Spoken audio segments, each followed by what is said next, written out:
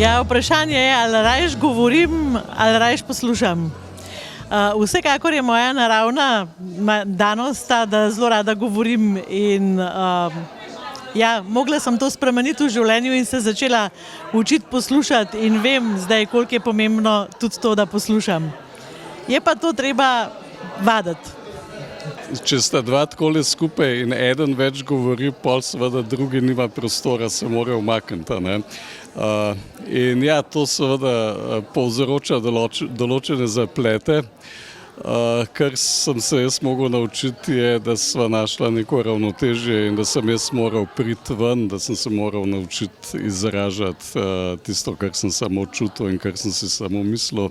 In to je kar, tako bom rekel, taka zanimiva življenjska izkušnja ali pa zanimiv način osebnega dozorevanja, sploh za moške. Ustavi se in povej. Ustavi se in prisluhni.